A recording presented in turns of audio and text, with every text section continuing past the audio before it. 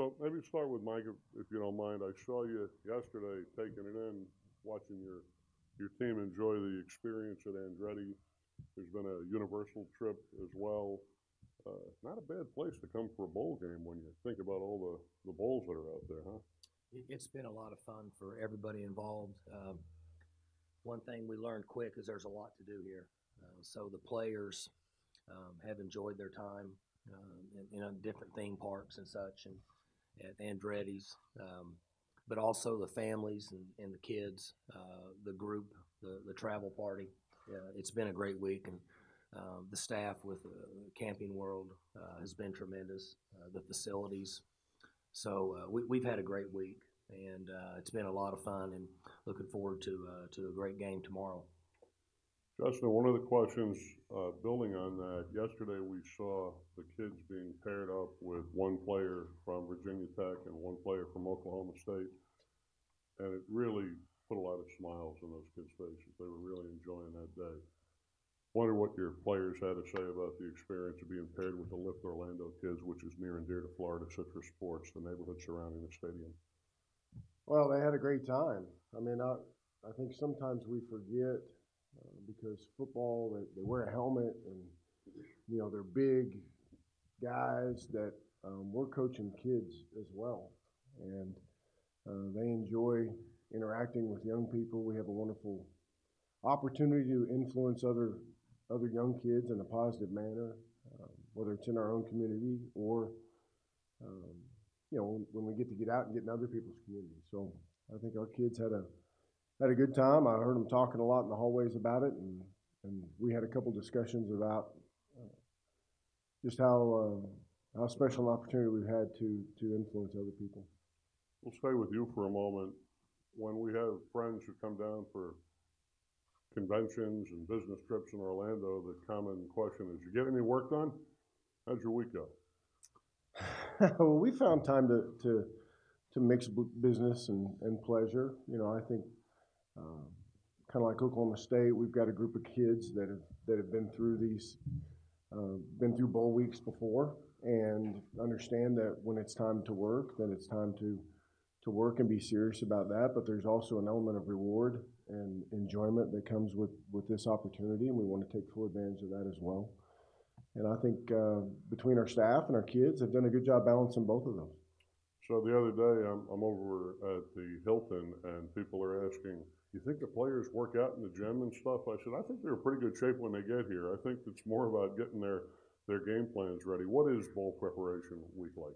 Well, by the time we get to the bowl site, well, I should backtrack. Before we're at the bowl site, we have some practices back home when we're wrapping up finals and those sorts of things that are focused on young player development. We get a lot of work with our guys that have redshirted or maybe haven't played a lot of reps, while trying to keep the older guys fresh, get them healthy, but also trying to keep them sharp. But when we get to the bowl side, it's at least for us, it's pretty much, you're close enough to the game, it's pretty much all game plan oriented, touching on special teams and offense and defense, trying to get things fine-tuned, ready to play. Coach Mike, it's great having you here. We can cut out the middlemen and middle women. You can tell us your game plans for the game, and coach is right here ready to hear your preparation work and what you got going on. Well, they've obviously watched tape for a month, so they know a lot about us. But it's very similar with us. We do a lot of work back home, and players go to spend time with their family for a couple of days, and then once we get here, they get a chance to enjoy Orlando, enjoy each other for the last week. It'll be the last time, obviously, that this group of 2017 will be together. So get a chance to work out 3 or 4 days, and then get ready to play in the game. Thank you. We got handheld mics? Okay. Please raise your hand high so we can see it at the desk, and let us know if you've got questions for either coach. I'm looking for hands. Right here in the second row.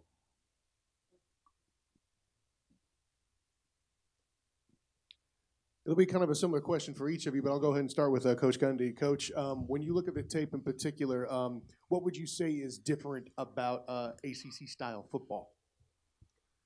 Well, I don't see a lot of ACC. I obviously have seen a lot of Virginia Tech, but in the video I've seen, there's similarities with speed at the skill spots. With Virginia Tech, you see a defense that's giving up 13.5 points a game over a 12-game season. So they've had tremendous success and very good inside. They're long at the corner position. Safeties are good cover guys, and they've earned those statistics. And then offensively, they're sound in what they do. They're smart. They make good decisions. They're very well coached. And as we looked at some of the teams in the conference, there's a variety in the ACC, maybe more so than in our league. You have Georgia Tech that's run the option, and you get some different teams that look similar to what we have in the Big 12, but a little more variety. I was going to go. The question was for both coaches, and likewise for you, Coach Fuentes. What do you see in the Big 12 conference when you watch film? Well, I mean, I think I could probably speak a little bit more towards Oklahoma State than in specifics as opposed to the conference as a whole. Kind of like Coach, not quite as familiar with the entire league, but the thing that stands out about Oklahoma State, I think, is their skill players. You look at wide receivers, running backs, big NFL quarterback, push the tempo, and have scored points in bunches.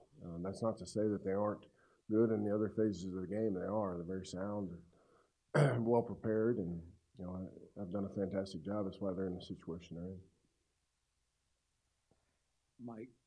Mike, what challenges does the Virginia Tech quarterback pose, being kind of a dual threat type guy, something that you guys have kind of struggled with defensively this year? Well, just what you said. He has the ability to make plays with his legs. He looks like a completely different player now than early in the season. I'm sure they're excited about his future, the years to come. So we have to be in the right spot. I mean, it's essentially every week for us in the style of offenses that we play. You have to be in the right spot. You got to be able to defend run, but you also have to defend play pass and things that you see a lot in college football today. So you got to be sound. You got to be able to read your keys and be in the right spot. Mike, from Mason Rudolph to Trey Flowers and the guys on the defense, there's probably 7 or 8 seniors here who've been starting for 3 or 4 years now. How, I guess, important was this group in sort of sustaining the level of success, obviously back to their freshman year in 2014, but they've kind of taken the program to a new level of consistency? Well, they're a special group. We've talked about it all year that these guys have been committed to each other, committed to the organization. We're very fortunate. And you've heard me say this before, but it's their team. We can only do the very best in putting them in position, but they have to play. They have to make the commitment in the off season. They have to make the commitment to each other and work hard. And we've been very fortunate that we have great leaders, and they're willing to go in and pay the price every day. And that's all we can ever ask of them is to be committed to each other, to be committed to the organization, and then they go out and play hard on Saturdays. And we're very proud of the leadership that these guys have provided. As I've mentioned, this group has got 1,000 on the APR, and they've been successful in the field, but also in the classroom and in the community. And they're a direct reflection of the reason that we're having success. All the way in the back on the left. Mike, I got 2 actually for you now one to follow up on that. Because of the importance of this class, and you mentioned on senior day that you're getting a little bit more emotional about these things as you get older. Have you tried to soak up the events of this week a little bit more with these guys, knowing that they're leaving? As I guess age through my career, you learn to appreciate things more so than we used to. Personally, even I used to. When I was younger and going to bowls, I didn't really appreciate the time and the accomplishment. Justin and I were talking about this last night. It's not easy to win a game, and it's certainly not easy to win 9. And when you do, if you can't look back and appreciate the young men that have given you these opportunities and as we all know, we've got 3 or 4 guys that have been very special to this organization, and so it's allowed me to enjoy the week with them, and also let them know at the same time that we're fortunate to be in the Camping World Bowl. We're fortunate to be in Orlando. These are things you'll remember for the rest of your life. With James Washington specifically, he's been obviously his talent speaks for itself, but you've given us glimpses over the year of kind of what his personality is like. He's not your typical college athlete, particularly for someone as talented as he is. Do you see him come out of his shell? Is he typical James in these situations? And just what's it been like having a kid like him around for as long as you have? Well, he hadn't come out of his shell. I actually heard him talk once this week, which is more than you usually hear him talk in months. But he's a terrific young man, and he has a good mom and daddy that raised him the right way, and he's very humble. He loves his teammates. He loves to play the game, and he enjoys the atmosphere. I think some people can get the wrong impression of him because he just doesn't like to talk very much. He just loves to be in the environment. And what was special with him, when we got back the next morning after he had accepted the Blitnikoff in Atlanta, and we had practiced that day, I think around noon, and he comes running out there and gets in the drills like nothing happened, gets in a blocking drill, and goes to work and practices as hard as anybody on the field. And he didn't change it at all. And that's just the type of young man he is. We're very fortunate that we have him in our program. Third row right. Coach Fuente, you talked going into this game about your admiration for Mike in his playing career and things like that, but you hadn't had a chance to spend much time with him. Has that changed this week, and what has been your impression of Coach Gundy? Has my opinion of him changed this week?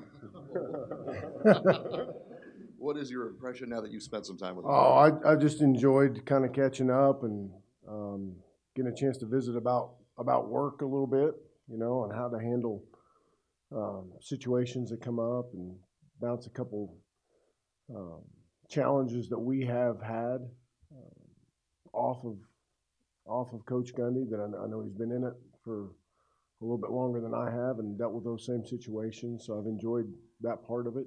And always just been appreciative of the way he's always treated me. Through my playing career up through coaching, it's just been I think a good example for everybody and how to handle young guys coming up that are trying to get into the business. And Mike, have you had a chance to catch up at all with Coach Weiss and schedule put you guys together at all?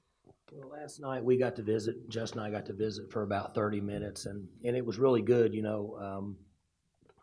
Kristen, my wife, had asked me when we go to the functions.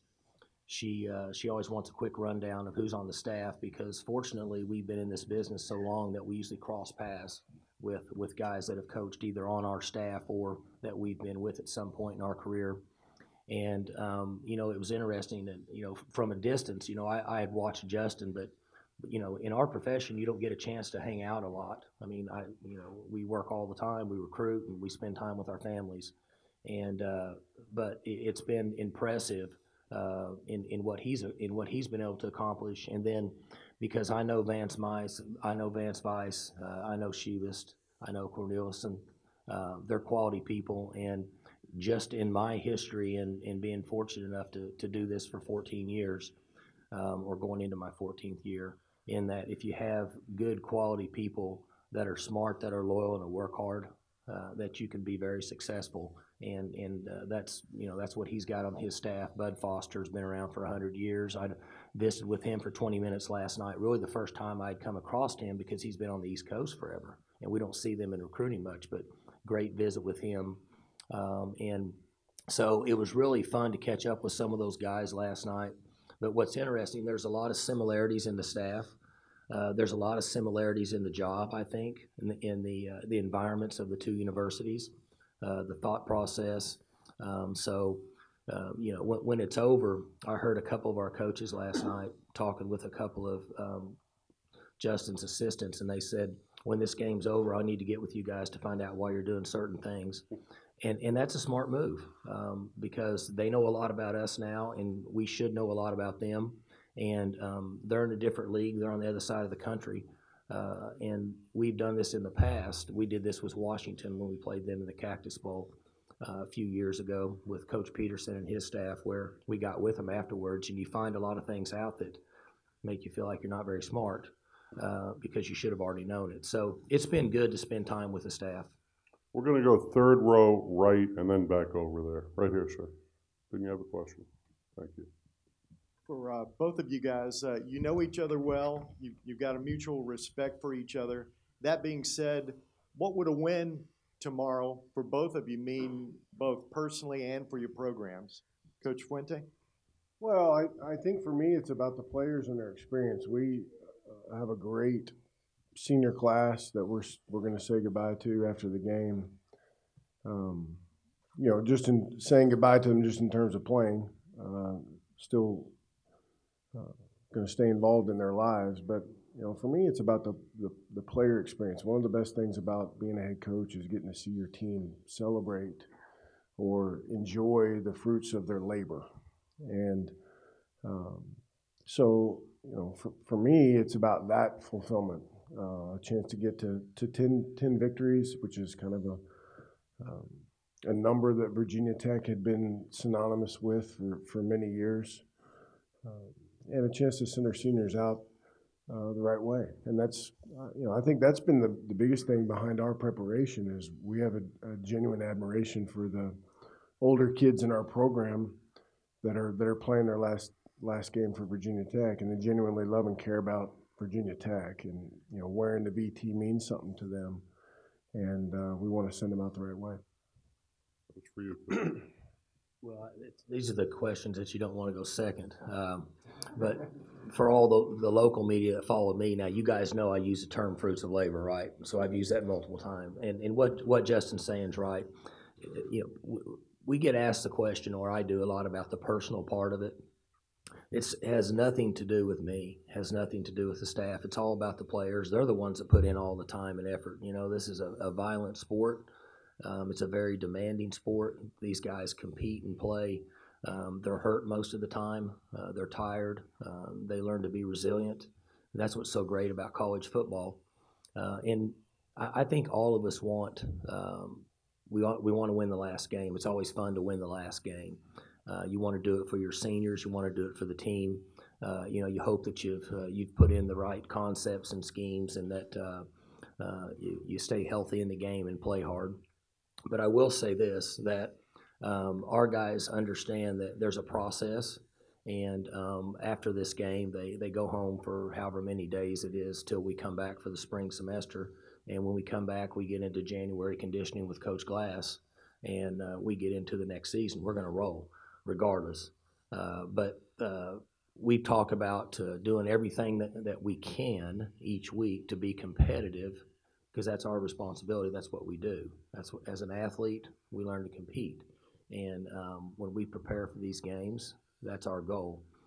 We want to play hard. We want to be fun to watch, and we always try to find a way to win. We're going to go over to the left and then back to the TV riser. Coach Fuente, just to kind of piggyback on that question, you've talked about the importance of 10 wins in a season. I'm just wondering, is it equally important to win a fourth consecutive bowl game? I was a little surprised to find out that that's never been done at Tech. Well, me too. I did not know that. I don't know. Yeah. I mean, that would be nice to win another one. Absolutely. I think we take pride and value in preparing for the bowl game. I think that's been the standard at Virginia Tech long before I got there. You always you want to keep those things going, but it's not something that I've brought up. I certainly haven't with our players. It's been mostly about the opportunity to get to that number 10, and I wish we could play a much worse opponent to get to 10, quite honestly. But that's also the fun part of it, is you get to play somebody that's really, really good, and it's going to be a tremendous challenge, for our entire team to try and get this thing pulled off. In the back.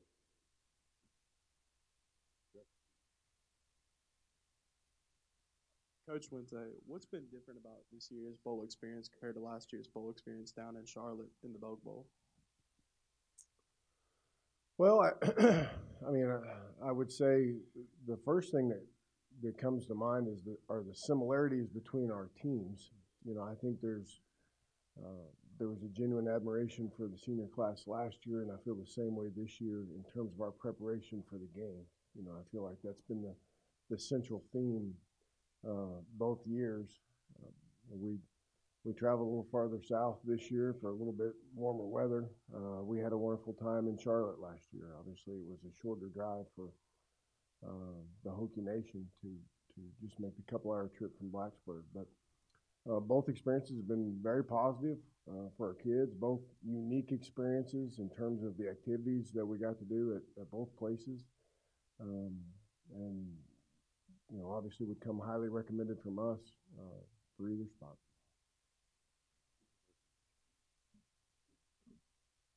Yeah, both coaches, and I know you guys don't take anything for granted, and I've been around Mike and his staff a lot more, but Justin, you had a redshirt freshman quarterback this year. Mike, you had obviously Mason Rudolph. How is it different when you're dealing at that position with a very experienced guy versus a very youthful guy? Well, it's light years different. I don't know how Mike feels about it, but I've been really pleased with Josh. You know, much has been made that he's a coach's son. He's been around the game. He's got a great demeanor.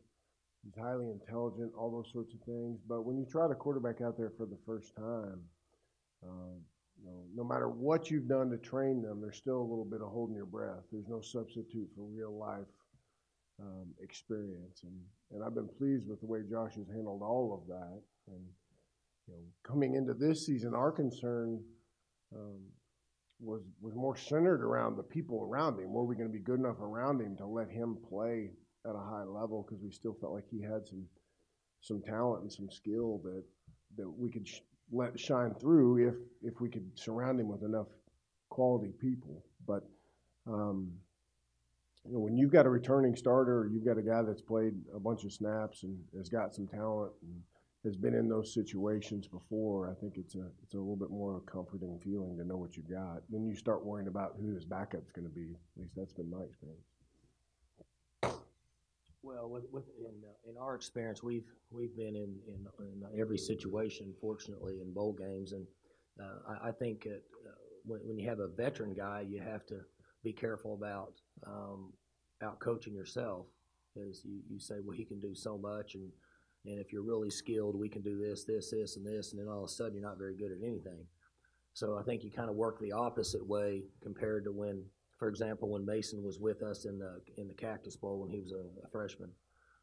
You try to say, okay, here's the things that we can do and or he can do based on our talent, and let's play in this world.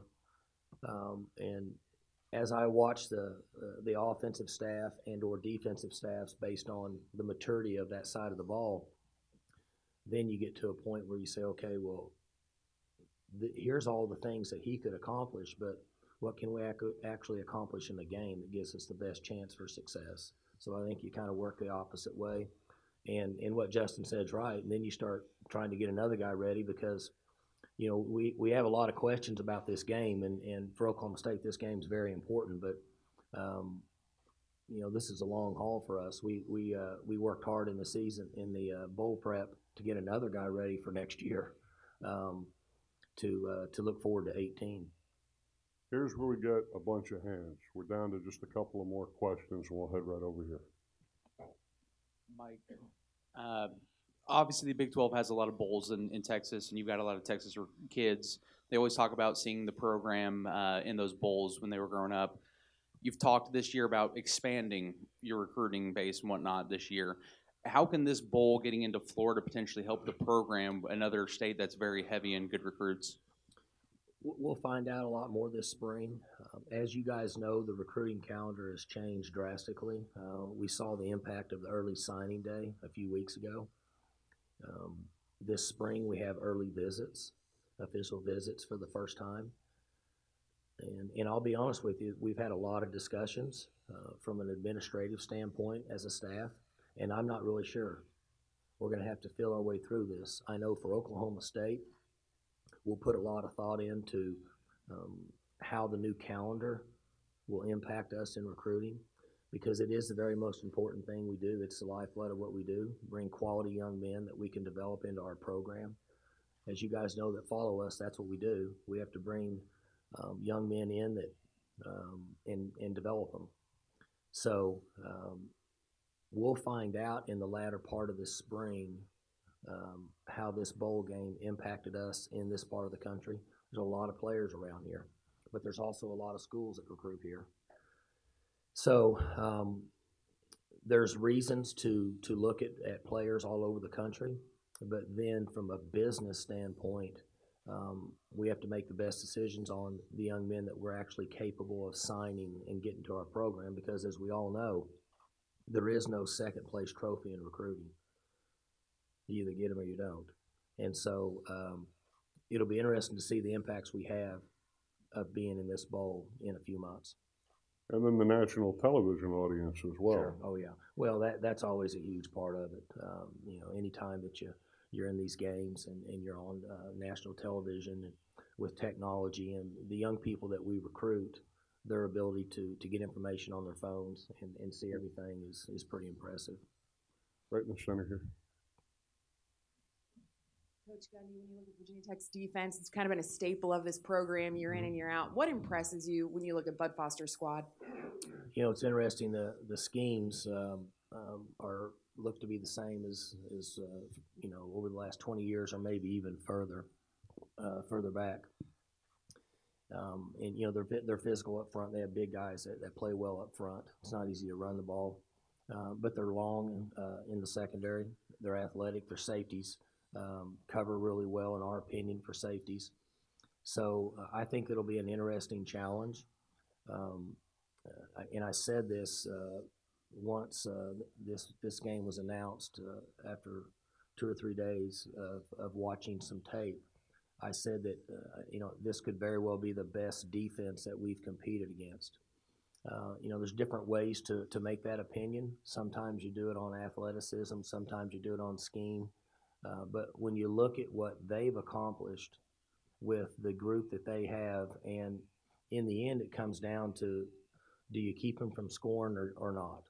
And I'm going to go back to what I said when we started this conference today. This press conference was over a 12-game season, they're only giving up 13.5 points. That's not easy to do. Sometimes when you're in the third or fourth game of the year, and you're competing against a team and you look at some of the statistics that could be relevant to the game, you say, well, they've held their teams to 13 points and, they've played just 3 or 4 games. So you're not sure, not over a 12-game season.